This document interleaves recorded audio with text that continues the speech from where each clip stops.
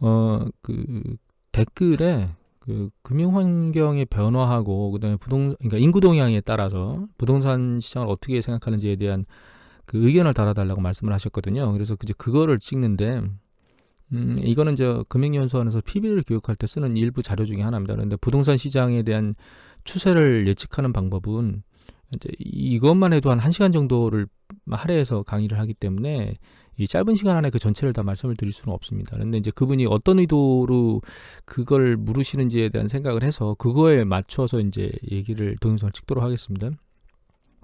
일단 이제 이 자료를 쓰신 분은 이제 인구의 증감이 부동산과 상관관계가 있다라고 하는 것들의 내용을 토대로 쓰셨는데 저는 이제 이걸 보면서 상관계가 있긴 하지만 거기에 매달릴 수는 없다는 생각을 했어요. 사실 그게 무슨 얘기냐면 저희 인구가 증가하다 정점을 쳤죠, 미국이. 그리고 이제 추세가 하락하니까 부동산 시장이 14년도에 정점을 치고 밑으로 내려왔거든요. 이게 이제 이 뒤는 좀 이따 말씀드릴게요.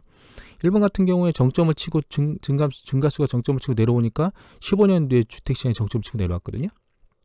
근데 우리나라 보시면 정점을 치고 내려왔는데 부동산 시장은 내려오는 과정 중에 올라갔어요. 그죠? 물론 그 다음에 다시 반등하면서 올라갔죠. 여기는 이제 영국인데 영국은 패턴이 아예 부동산 증가하고 주택 증가하고 똑같이 맞물려 움직였거든요. 이런 패턴이 안 나왔다는 거죠. 이런 패턴이. 그러면 과연 이게 상관관계 일관성이 있는 거냐라고 하는 부분들을 생각해 봐야 됩니다. 그래서 저는 일관성이 없는 게 아닌가라는 생각을 하게 되고 또 우리나라는 이제 제가 주택수를 안 보여드려도 지금 인구수가 감소하는 것 때문에 난리잖아요. 근데 우리나라 주택 가격은 어떻게 됐죠? 조정받고 나서 2011년도 한 하반기 2013년도네요. 2013년도쯤에 저점을 치고 2015년도부터 본격적으로 막 폭발적으로 올라가기 시작했죠. 그럼 우리나라만 그러냐? 미국을 한번 볼까요? 미국을 보시면 이게 미국의 이 중앙주택가격 차트인데 보시면 계속 추세가 올라가다 2006년도에 정점을 치고 조정받았는데 그 뒤도 계속 올라갔어요. 그러면 여기서 썼던 내용이 이게 아니고 이게 올라가고 있다는 거죠. 그래서 인구 동향은 사실 여러 가지 주택 시장의 가격 동향을 만드는 여러 가지 요인 중에 하나일 뿐이지 이게 절대적인 건 아니라는 거예요. 인구 동향이 감소해도 올라갈 수 있고 증가해도 떨어질 수 있다는 거죠. 주택 가격이.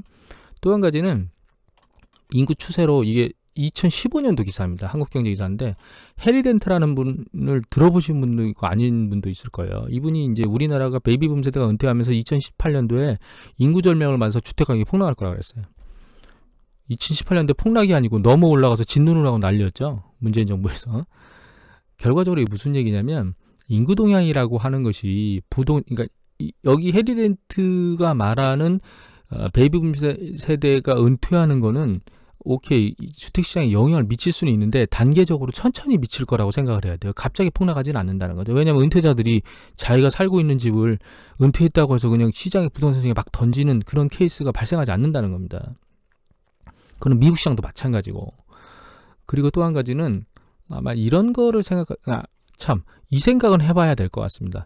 우리가 현재 삶의 환경이나 패턴이 좀 바뀌었죠. 어떻게 바뀌었냐면 옛날에는 할아버지, 엄마, 아빠, 손자 이렇게 쭉 3대가 모여 사는 패턴들 저희가 자랄 때만 해도 그런 패턴들이 많았는데 지금은 어떻게 되어 있죠? 할아버지, 할머니 다 따로 살아요. 다 따로 살고 거기다 1인 가구도 늘어났거든요. 그러니까 그러니까 주택의 유형이 달라졌겠죠. 그러면 강북의 큰 40평대 대형 평형 이런 것들을 30% 후반대 막 이런 것들을 막 가지고 있으면 나중에 지금과 같은 패턴들이 계속 이어지면 그것들에 대한 가격은 상당히 취약하겠죠. 만약에 부동산 시장이 급락한다면 걔네들이 가장 많이 두들겨 맞을 거예요. 근데 이런 패턴은 이미 발생했는데 언제 발생했냐면 글로벌 금융위기 때 서울 아니지만 그 수지 지역 같은 경우에 대형평은 60%까지 폭락했었거든요.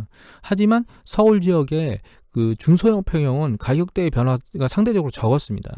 이런 거를 이해하고 거기에 대처하는 게 훨씬 더 나은 방법이에요. 부동산 시장 전체가 붕괴될 거라고 예측하는 건 그렇게 될 수가 없습니다. 또 한 가지 그러니까 국가에서 개인들이 가지고 있는 자산의 영역 중에 부동산이 가장 많거든요. 물론 기업들도 많은 부분을 가지고 있어요. 그래서 부동산 가격이 내려가면 국가 경제가 돌아가질 않습니다. 사실.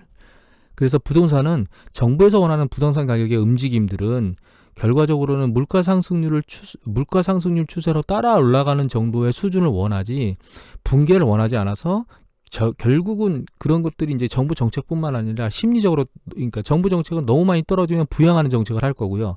너무 많이 빨리 올라가면 짓누르는 정책을 피는 이유가 그것 때문에 그런 행위를 하는 거고요. 개인들 역시 자기의 거주 환경에 있는 주택이 가격이 계속 내려간다 그러면 결과적으로 주택 소유를 안 하게 될 건데, 그럴 일은 없을 거라고 생각합니다. 왜냐하면 이 주택도 하나의 실물 자산이거든요. 실물 자산이고, 우리가 실물 자산이 일반적으로 다른 것들보다 화폐 가치보다 떨어지는 거는 대규모 공급들이나 이런 것들이 용이해야 되는데, 주택은 그렇지 않기 때문에, 그래서 이제 주택 가격이 밑으로 곤두박질 칠 거라는 생각은 안 하셔야 되는 게 맞고요. 우리나라가 그렇게 급격하게 곤두박질 친 사례는 한 번 있었습니다. 그때가 언제냐면 그 IMF 때입니다. IMF 때 대규모 실업이 양산되면서 집 처분을 대규모로 했죠. 그래서 이제 그거 이외에는 그런 사태가 국가부도나 이런 아주 심각한 사태가 아닌 이상에는 그런 문제가 발생하지 않을 거라고 생각합니다. 그냥 넘어가려고 하니까 이 생각이 또 드네요. 자, 이런 얘기를 하시는 분들이 있어요. 일본 사례 같은 경우에는 90년도에 정점을 치고 한없이 폭락하지 않았느냐. 일본은요, 그 이전에 굉장히 많이 토지 시장이나 이런 것들 부동산이 올랐고, 85년도 플라자 합의 이후에 화폐 가치가 고평가되면서 버블이 주택하고 그 주식시장의 동반해서 쏟아졌거든요. 버블이 생산됐거든요. 근데 그때 부동산 대출의 LTV가 100%가 넘는 수준을 대출했고, 또 한 가지는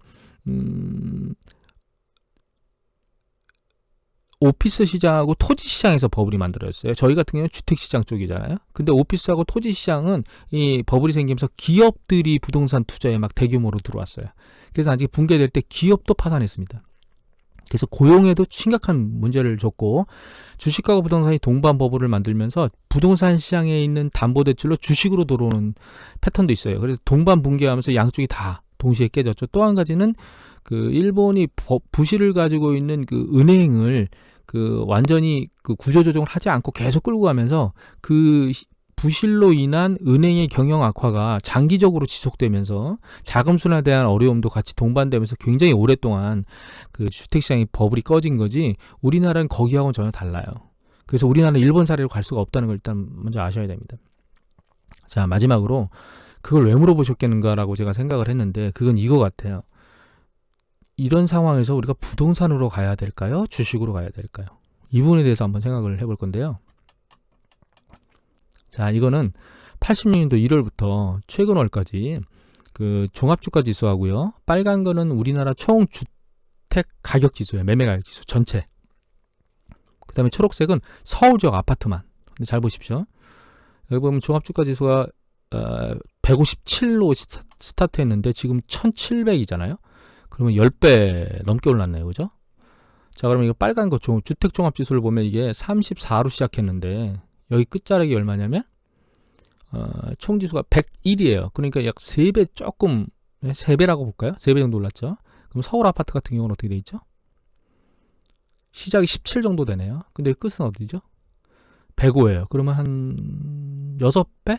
7배 정도 되나요? 6배 정도 되나요? 그러면 이제 이걸 보면 알 수 있는 게 첫 번째, 아파트는 그러니까 부동산은 서울에 있는 아파트를 사셔야 됩니다. 이게 첫 번째고, 두 번째는 주변에 잘 보시면 집 사서 부자 된 분들은 많은데 주식 가지고 부자 된 사람은 드물죠?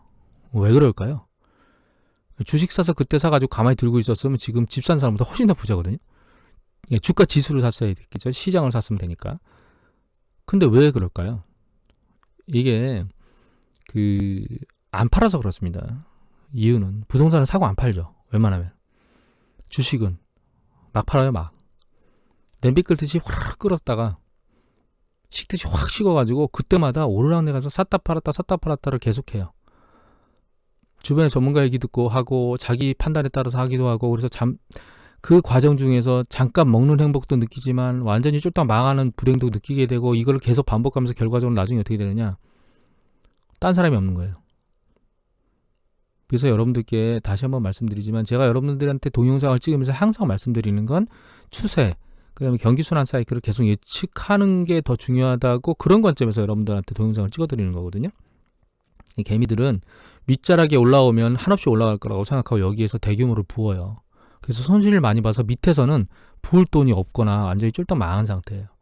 그 행위를 주기적으로 반복을 합니다. 그래서 주식시장에서 돈을 딸 수가 없어요. 그래서 여러분들이 주식시장에 아휴 이번 주 일주일에 왜 이래? 뭐 떨어졌네? 위험하네? 좀 반짝 머리를 드니까 와, 야 요거 오늘날 못 먹었어. 야 너무 안타깝다.